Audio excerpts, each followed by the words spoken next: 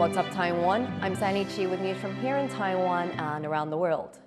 A leading Taiwanese think tank says the country's service, construction, and manufacturing industries are on the upswing. The Taiwan Institute of Economic Research predicts the economy will grow by about 3.5% this year, compared with a global forecast of 2.4% growth.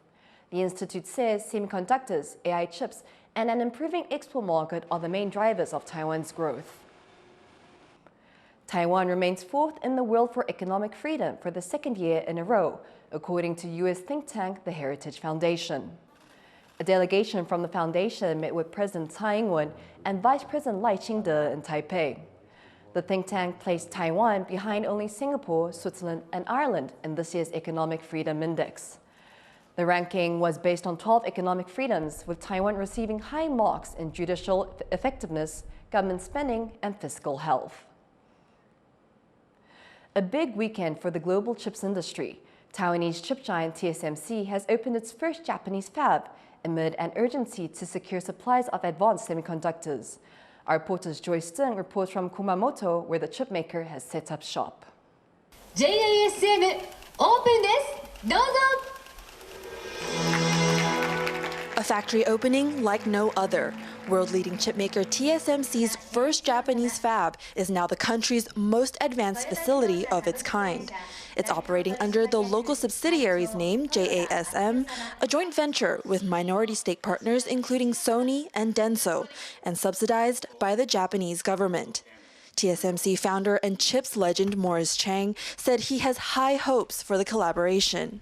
Jasmine will, I believe, improve the resiliency of chip supply. I hope and I believe also start a renaissance of semiconductor manufacturing in Japan. This is just the start. TSMC will build a second JASM fab later this year, with Toyota joining the partnership in what's become an overall investment of over $20 billion in Kumomoto. TSMC's celebration is an important early win in its uphill battle to expand outside of Taiwan, amid global urgency to secure advanced chips, the brains behind everything digital. Looking beyond its fabs in Taiwan and China, the contract chipmaker has ongoing projects in Japan's Kumomoto, the US's Arizona, and Germany's Dresden. It's pulled off this Japan fab with notable speed, opening just 2 years after breaking ground, unlike its Arizona project, still delayed despite having almost a year's head start over the Kumomoto site. They basically avoided making a lot of the early mistakes they made in Arizona. They weren't on a leading edge node where TSMC was still trying to figure out the process in Taiwan and then trying to export it to America, where at Kumomoto you had the advantage of the technology. They understood it, they knew how it worked, they knew how to implement it. In Kumomoto, the JASM site will start with 22, 28, 12, and 16 nanometer nodes, chips needed by automakers, an important industry for Japan. The second fab is set to offer 6 and 7 nanometer nodes, with both fabs combined expected to create over 3,400 new jobs. Local industry insiders say JASM could help revive Japan's chip sector, which last topped global charts in the 90s. Japanese tech industry is like a flying plane without a moving engine.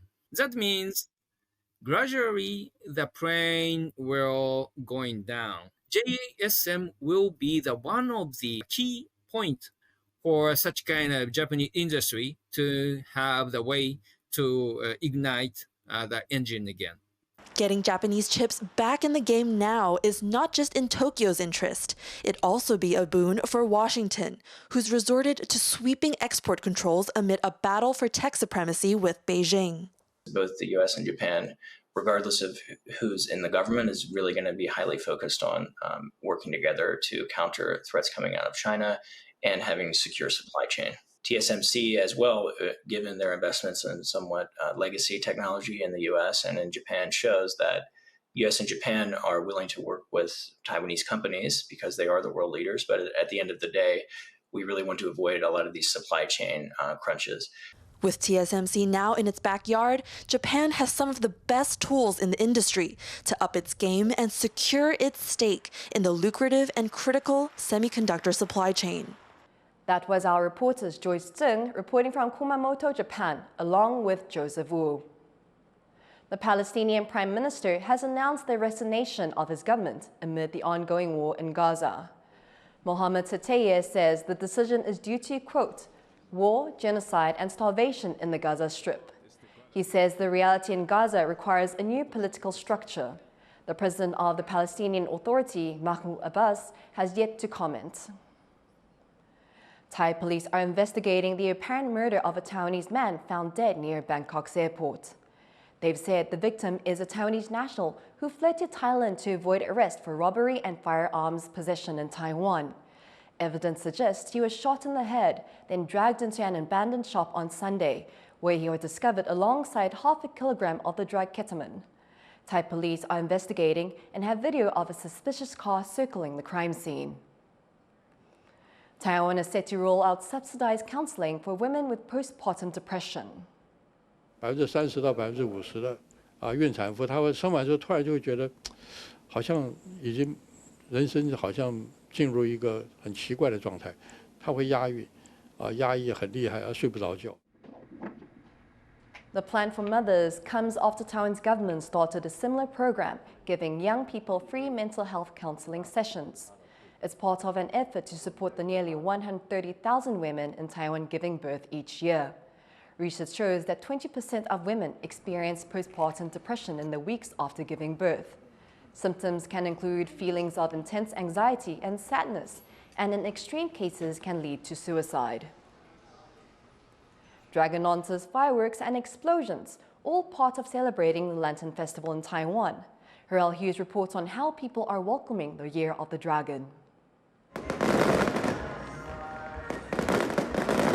Starting the year with a bang.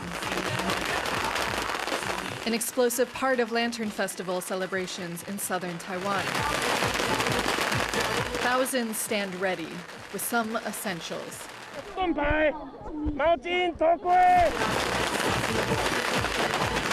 Lantern Festival marks the first full moon of the new year and the end of the Lunar New Year holiday. In Taiwan, the Yanshui Beehive Fireworks Festival in Tainan is one of the most popular celebrations, attracting thousands every year to be blasted by fireworks at close range. Injuries are expected, but that doesn't stop the enthusiasm. 那我们之前体验过了，然后今天带孩子们来感受看看。因为我们要离远远的。对，是大学生，从台中来的，今年第一次来，今年会旺。 There are also safer ways to celebrate the Lantern Festival that don't involve crash helmets. The release of red sky lanterns inscribed with wishes for an auspicious year is a popular activity for both locals and visitors. C'était donc ces lâchers de lanternes. C'est en fait pour symboliser la fin du nouvel an chinois. Et en faisant des vœux, les gens laissent s'envoler vers le ciel leurs espoirs pour le futur. With red lanterns dotting the sky and remnants of spent fireworks dotting the ground, the Lantern Festival in Taiwan has ended, and the Year of the Dragon is officially here.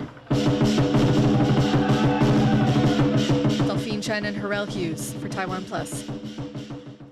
Thank you for watching What's Up Taiwan. You can visit the TaiwanPlus website or follow our social media for more stories from Taiwan and around the world.